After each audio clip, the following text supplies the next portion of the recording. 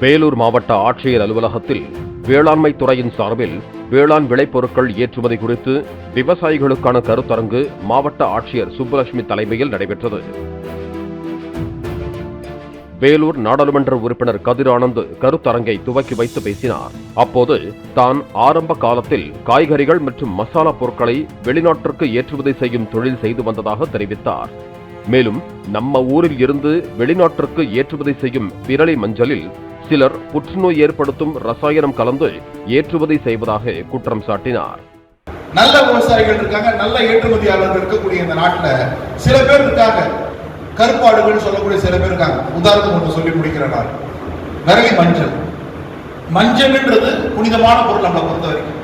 அந்த மஞ்சளுக்கு அத்தனை மகத்துவம் உண்டு. ஈரோடு மஞ்சள், அதே போல சேலம் மஞ்சள், ஆந்திராவில் இருக்க குண்டூர் மஞ்சள், ஏகப்பட்ட மஞ்சள் வெரைட்டி இருக்கு இந்தியாவில். அந்த மஞ்சளுக்கு ஏகபோக வரவேற்பு வெளிநாட்டில்.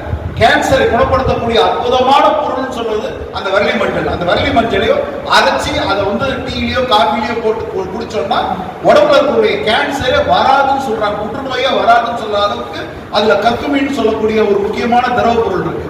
ஆனா அந்த பொருளை அப்படியே ஏற்றுமதி பண்ணலாம்னா எல்லா விவசாயிகளும் அந்த மஞ்சளை வாங்கி அரைச்சி சுத்தம் பண்ணி ஏற்றுமதி பண்ணுவாங்க. ஆனா என்ன தெரியுமா நடக்குது?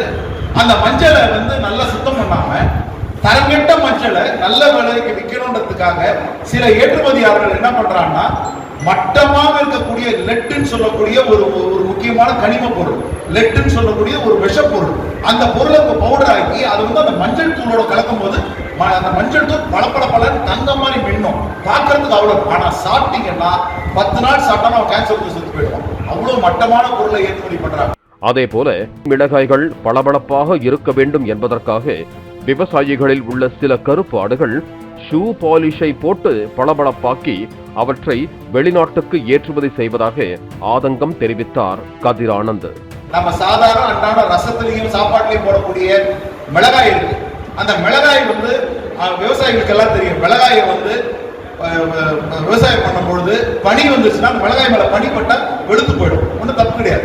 ஆனா வெளிநாட்டுல என்ன சொல்லுவான், எனக்கு சிகப்பா இருக்கக்கூடிய மிளகாய் வேணும்னு சொல்லி கேட்பான். சிகப்பா இருக்கக்கூடிய மிளகாய் வேணும்னா நம்ம ஊர்ல என்ன தெரியுமா பண்றாங்க, சொன்னா வெட்க கேடு. சில கருப்பாடுகள் அந்த மாதிரி பண்றாங்க.